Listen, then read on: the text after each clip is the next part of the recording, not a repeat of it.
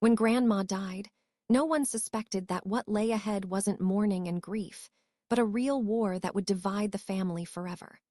We were all used to thinking that the apartment in the city center would be left to the children, or at least the grandchildren, who were truly by her side until the end. Grandma was ill for almost 2 years, and it was Mom who cared for her, running to doctors, sitting by her bed at night, lugging heavy bags from the pharmacy and supermarket, wiping away tears and putting up with her tantrums. Sometimes Dad helped, sometimes I, sometimes my sister. But overall, it was clear to everyone. Mom was the one without whom Grandma wouldn't have lasted more than a couple of months. We even discussed it as a family and were confident that if a will was drawn up, everything would be fair and just. The funeral was as usual sorrowful, difficult, but without scandal. Relatives gathered, some came from neighboring towns, others just stopped by for a couple of hours. And then, as we stood by the grave, she appeared, that same beloved granddaughter no one had heard from for the past 20 years. Her name was Natasha, and I vaguely remembered playing together in my grandmother's yard as children. But then she disappeared. They said her mother had taken her somewhere far away, that her grandmother had been deeply offended and had never spoken to them again. There had been no contact since, and then Natasha appeared as if she had never disappeared. And she appeared spectacularly, dressed in black, her eyes red, tears streaming down her cheeks, sobbing so loudly that people around her turned to look. She hugged the coffin, sobbing louder than anyone, saying, "Grandma, darling, why did you leave us?" And it seemed so theatrical that many people became irritated. But no one said anything at the time. After all, a funeral is not the place for quarrels. After the cemetery, everyone went to the house where the memorial meal had been laid. And that's where the most interesting part began. Natasha waited until everyone was seated at the table, and then suddenly pulled some papers out of her bag. In a calm voice, she declared that she had a will drawn up by her grandmother 3 years earlier. In it, she was named as the sole heir to the apartment. Silence fell at the table. Uncle Sasha, my mother's brother, was the first to lose it. He started shouting that it was a forgery, that my grandmother was already having trouble thinking at the time that there couldn't have been a notary there. My mother turned pale and didn't say a word.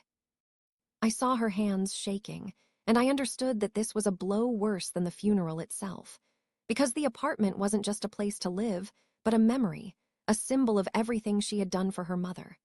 Suddenly, it seemed that all her efforts and care could be undone by a single piece of paper. Natasha sat calmly, even smiling slightly. She confidently explained that her grandmother had insisted on the will, that their relationship had been secret but very close, that they had corresponded, called each other, and then visited her several times when no one was looking. We exchanged glances, confused. None of us had seen Natasha at her grandmother's in all those years. Never, not once. Even the neighbors confirmed that we were the only ones visiting. It was unfathomable how someone could have courted someone for years and then suddenly be told that it had all gone unnoticed because some phantom granddaughter had been appointed heir. The next day, my mother went to the notary to check the will. And then came the second blow. The documents turned out to be genuine. The date, the seal, the notary's signature, everything matched. The will had indeed been drawn up by my grandmother, and it was written clearly. The apartment was going to Natalia as her dearest and most beloved granddaughter. We couldn't believe our eyes. The notary simply shrugged. It was all legal. The only way to challenge the document was to prove that Grandma didn't understand what she was doing at the time. But that required medical certificates, doctors' reports, and witnesses. And then a savage war began. Uncle Sasha was the first to say he wouldn't give in so easily. He started digging through old papers, searching for doctors' reports that could confirm Grandma had memory problems. Mom joined in, too, though it was hard for her to even think about it. In her eyes, everything was a betrayal, as if her own mother had decided to deprive her of everything she deserved. But that wasn't the worst part. Natasha, instead of trying to soften the situation a bit, began acting defiantly. She came to the apartment, photographed rooms and things, and demanded that we vacate the premises within a month. She said she had already found buyers, that she needed the money, and that she wasn't going to stand on ceremony. We tried to talk to her, reminding her that she hadn't been home for 20 years, that Mom had been caring for Grandma.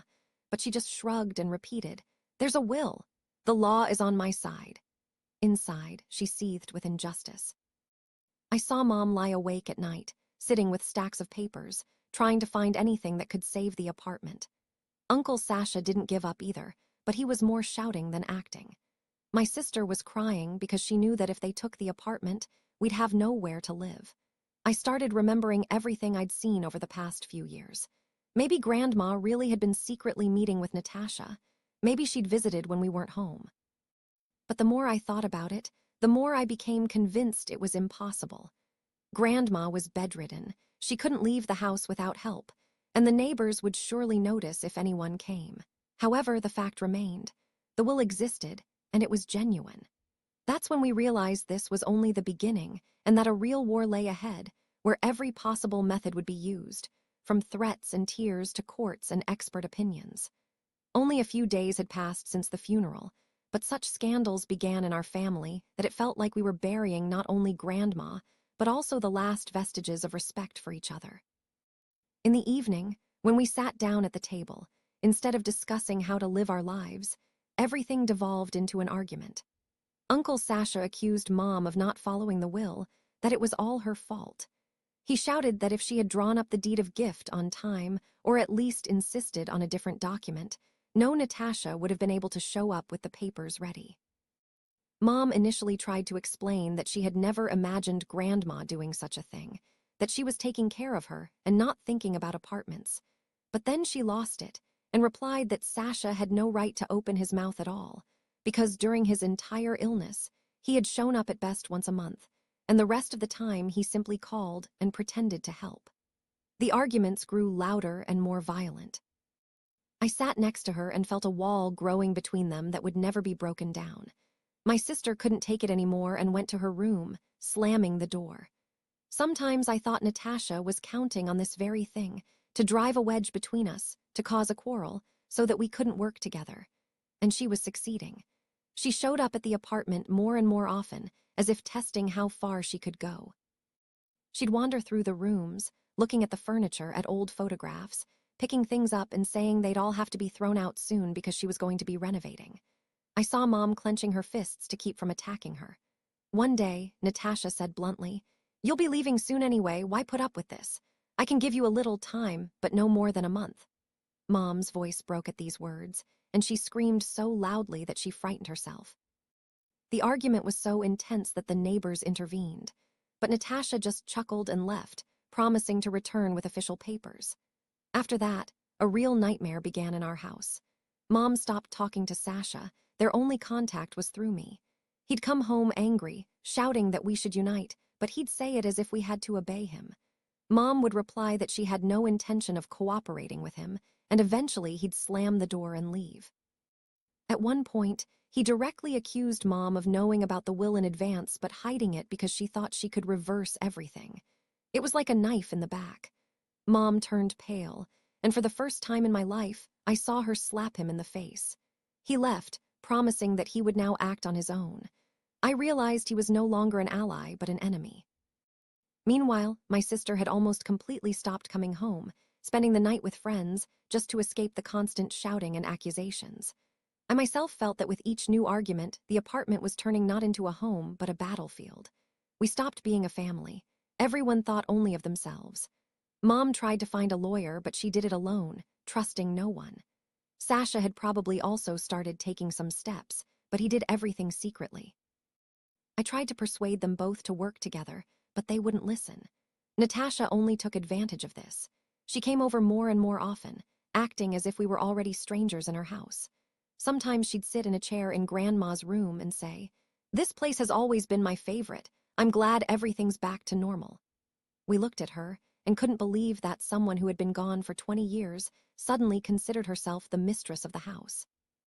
And the worst part was, legally, it was true. Every word she said cut to the quick. We tried not to react, but my mother was losing her nerve, screaming and crying, then locking herself in her room and remaining silent for hours. I felt her gradually breaking down, that for her, everything that was happening was worse than her mother's death itself. After all, she had lost not only her, but everything she had lived for in recent years. And now her own brother had become an enemy. I increasingly thought that what lay ahead wasn't just a fight over the apartment, but the destruction of the family from the ground up. And the longer it went on, the more obvious it became. This was only the beginning, and the real war lay ahead. After the scandals within the family had completely ruined their relationship, Natasha decided to take the next step. Whereas previously she had limited herself to conversations and provocations, now she took official action. The first thing we found in the mailbox was a notice. It stated that, as the legal heir to the apartment, she demanded that she vacate the premises within a month. The document looked serious. It had a seal, a lawyer's signature, and references to legal articles. Mom held the piece of paper in her hands, and I saw her fingers tremble. She silently handed it to me and went into her room. I realized she simply couldn't bear to see anything related to this anymore. My sister and I sat and thought about what to do. A couple of days later, another letter arrived, this time registered, with return receipt requested. It said that if we didn't leave the apartment voluntarily, Natasha would file a lawsuit and call the bailiffs. A heavy silence fell over the house. Even Uncle Sasha, who had previously shouted and blamed Mom, looked confused this time. He came in, holding the paper in his hands, and said that things were serious now and there was no turning back. But he added that he would act alone, without Mom, because she had ruined everything. I realized that an alliance with him was impossible. Natasha, however, felt powerful. She showed up at the apartment, but no longer as a mere relative, but as the owner. She acted as if we were temporary tenants she was tolerating until the bailiffs had sorted everything out. One day, she showed up not alone, but with a man in a suit. She introduced him as her lawyer and right there in the hallway declared that he was documenting the illegal residence. My mother couldn't take it anymore and screamed that this was her house, that she was caring for her mother, and Natasha hadn't shown up for 20 years. But the lawyer didn't even blink. He said the law was on his client's side and advised us to maintain order. After that, my mother locked herself in her room and didn't come out until evening. I heard her crying and couldn't do anything. A few days later, we received a call from the management company. It turned out that Natasha had filed a petition to transfer the personal accounts to her name. She had already tried to register the utility bills in her own name as the rightful owner. And although the documents weren't yet fully registered, it was enough for us to realize that time was running out. My sister was panicking. She was afraid we might be evicted straight out onto the street. I tried to calm her down, but I knew the situation was dire. Mom finally decided to contact a lawyer. She gathered all the papers, certificates about Grandma's illness, prescriptions, doctor's reports confirming she had serious memory and orientation issues. The lawyer said there was a chance to challenge the will, but it would be a lengthy process, and while we were in court, Natasha could still demand our eviction. He explained that the court could invalidate the will only if it could be proven Grandma didn't understand what she was doing when she signed it. This would require medical examinations and witnesses. We began gathering everything we could. Neighbors confirmed that Natasha had never visited Grandma. Some were even willing to give written statements, but Natasha acted faster. Soon, a court summons arrived. She filed an eviction suit and demanded that we leave the apartment as unlawful occupants. Mom turned pale when she saw the paper and for the first time said, "Maybe we really should leave to avoid the shame." But I knew that was a surrender. If we left, Natasha would sell the apartment, and everything would be over, and everything Mom had done for Grandma would simply be erased from memory. I persuaded her to fight. From that moment on, the race began. On one side was Natasha with her lawyers, attorneys, official letters, and threats from bailiffs. On the other, we were gathering documents, looking for witnesses, sifting through archives, hoping to prove that the will was drawn up when Grandma was no longer able to take responsibility for her actions. Uncle Sasha, meanwhile, was acting on his own. He also hired a lawyer, but instead of joining forces with us, he did everything his own way. A barrier had completely risen between him and Mom, and now we were each going our separate ways. I felt like the family had been torn apart, and we would never be together again. And all this was happening against the backdrop of constant pressure from Natasha. She called Mom, sent messages saying, "The sooner you leave, the better for you." Sometimes she said she was willing to give us time, but only if we voluntarily signed a release from the apartment. Mom tore up these papers and threw them away, but I could see her strength ebbing. She increasingly sat silently, staring out the window, unresponsive. I knew we were approaching the hardest stage, the trial where everything would be decided. And there would be no room for tears or reminiscing. There would be only the law, and whoever can prove their case would win. With the court summons already on the table, we tried to somehow prepare for the proceedings, but we didn't expect the blow to come even sooner. One morning, Mom picked up her mail, and among the receipts and flyers there was an official document, a decree initiating forced eviction proceedings. The letter stated that Natasha, as the legal heir, had filed a motion with the court for interim measures. And until the trial was over, we were obligated to vacate the apartment because we were occupying it without legal grounds. My mother's vision darkened. She stared at the paper for a long time, then sat down in the kitchen, speechless. My sister started crying, afraid they would simply throw us out into the street with our belongings. I held the letter in my hands and felt a burning rage inside me. Natasha wasn't just fighting for the apartment. She wanted to humiliate us, toss us out like unwanted trash, even before the court decided who was right. A couple of days later, a call came. A bailiff introduced himself and said that a date would be set soon for them to arrive to register our residence and issue a notice of eviction. His voice was cold and indifferent, as if he were talking not about people but about some formality. My mother almost fainted when she hung up. Natasha came in the evening. She stood in the doorway, confident with a certain triumph in her eyes, and said, "I've given you enough time. You'll be leaving soon, whether you like it or not." I saw Mom turn pale and lower her eyes at these words. I stepped forward, wanting to force her out, but I held back. I knew any violence would only play into her hands. She left with a smile, like a winner waiting for his trophy. After that, panic broke out in the house.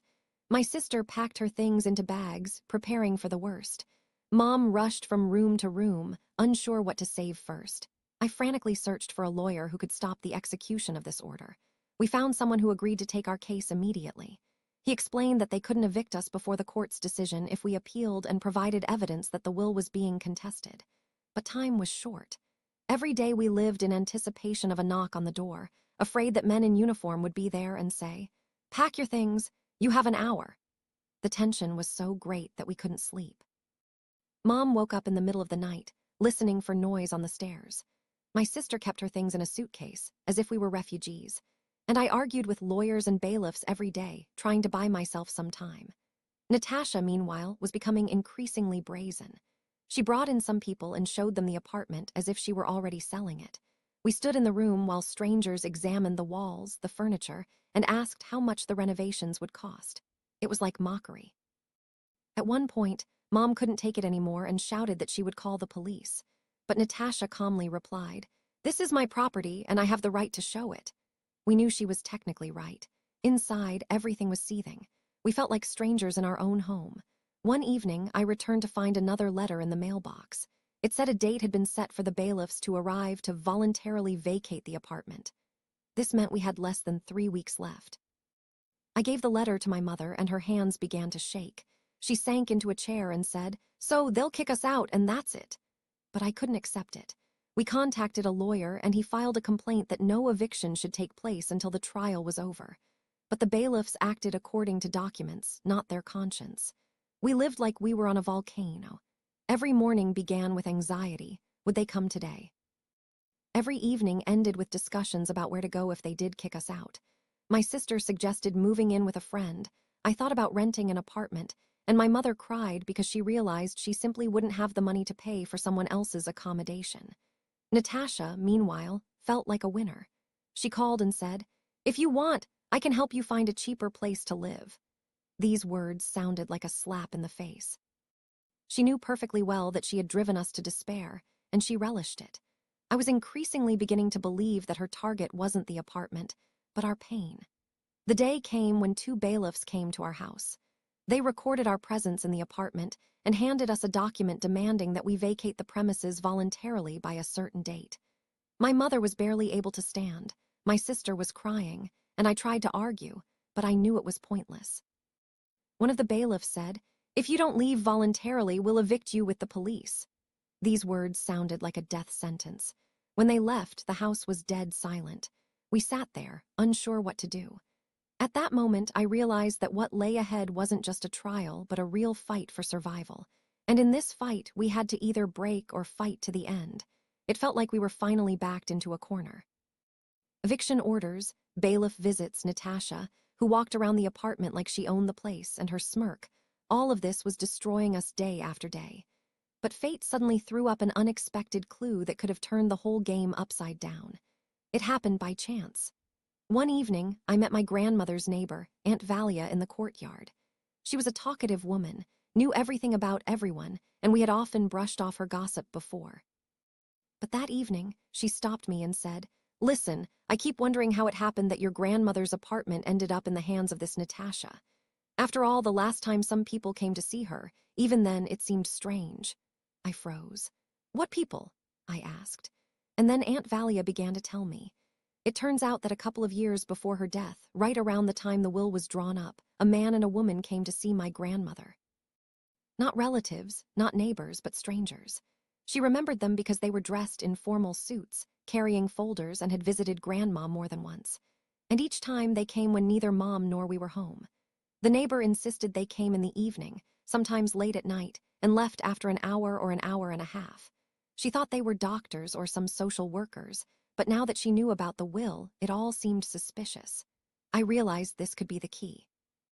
After all, my grandmother wouldn't have gone to the notary herself. She already had difficulty walking and hardly left the apartment. So the notary or people connected to him could have come to her home. But who brought them? And why did Natasha show up then? I shared this with my mother.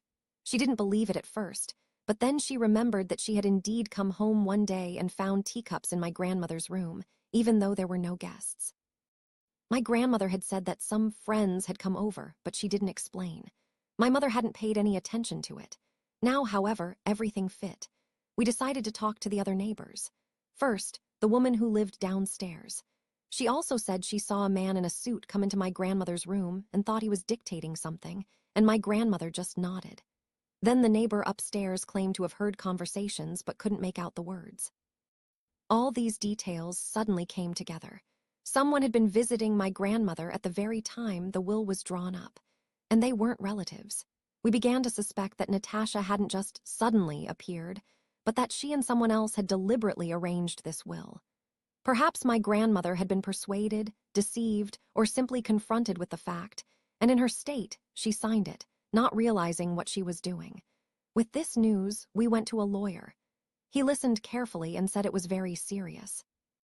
If we could prove that the notary had had questionable visits to my grandmother, and the neighbors confirmed this in court, the will could be declared invalid. At that moment, for the first time in a long time, we felt hope. But with it came a new fear. If Natasha learned that we were collecting such evidence, she would do anything to undermine their testimony. And this was confirmed very quickly. One of the neighbors we spoke with suddenly changed her mind. At first, she promised to give a written statement, but then, when we went to see her again, she said she didn't remember anything and wasn't even sure anyone had come. We realized she'd been pressured. Someone had convinced her to keep quiet. Perhaps it was Natasha herself or her lawyer. The atmosphere around the apartment grew even more tense. We felt like we were being watched. Several times, I noticed a car in the yard with some men inside, and when I got closer, they drove away. Mom said that some people approached her and advised her not to delve into the past, but to accept the situation. It felt like subtle intimidation, but we weren't going to back down. Our neighbor, Aunt Valia, despite her fear, was still willing to testify. She said, "I'm an old woman, I have nothing to lose, but I don't like being deceived." Her words were our salvation, but we knew one witness wasn't enough. We needed more facts.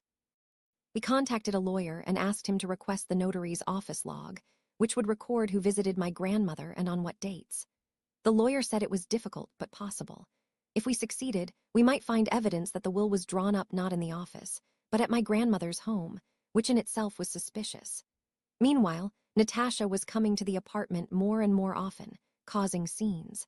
She sensed we had found something against her and tried to put even more pressure on us. She shouted that you'll still lose, that the witnesses won't prove anything, and that it's better if you leave peacefully. But now her confidence no longer seemed unshakable. A shadow of fear sometimes flickered in her eyes, and this was a sign for us. We were moving in the right direction. I realized that this war was reaching a new level. It was already clear that we were talking about more than just the apartment, but something much bigger. There were strangers involved, possibly fraud, or perhaps even a whole scheme involving the notary and Natasha. The trial was coming up, and now we had our cards. But the question remained, would we have time to play them before they finally threw us out of the apartment? The day of the trial felt like a death sentence for us. Mom barely slept all night, packing the apartment, collecting documents, checking every certificate, every piece of paper over and over again.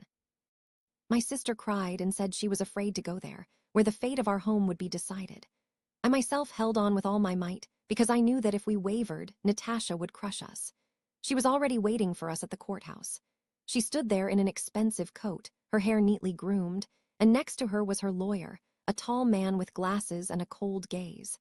Natasha smiled as if she had come not for a trial, but for an award ceremony. She greeted me loudly and, looking directly at my mother, said, "Well, the law will finally put everything in its place." My mother just turned away. The courtroom corridor was noisy. People were crowded, each waiting for their case. We sat, clutching folders with documents in our hands, and silently awaited the call. When we were called into the courtroom, my heart was pounding so hard I barely heard the judge. It all began with Natasha's lawyer confidently declaring that the will was legal, drawn up by a notary in accordance with all regulations, and there was no reason to doubt it. He presented a copy of the will, the title deeds, and demanded the eviction of the illegal residents. Natasha sat nearby, nodding in agreement with every word, occasionally casting triumphant glances at us. My mother's lawyer stood up and said we had doubts about the authenticity of the will and whether my grandmother was of sound mind when she signed it. The judge nodded and asked for evidence. We began with the medical records. The lawyer read out the doctor's reports that my grandmother had memory problems, orientation issues, and that she suffered from dementia. Natasha and her lawyer immediately objected, saying that these illnesses do not preclude the ability to understand the meaning of actions, and demanded that the evidence be declared unconvincing. The judge heard both sides and said the witnesses' testimony would be decisive. This was our chance. Aunt Valia, a neighbor, was called into the courtroom first. She entered, a little shaky but composed. The judge asked her to tell him what she knew. Aunt Valia answered bluntly.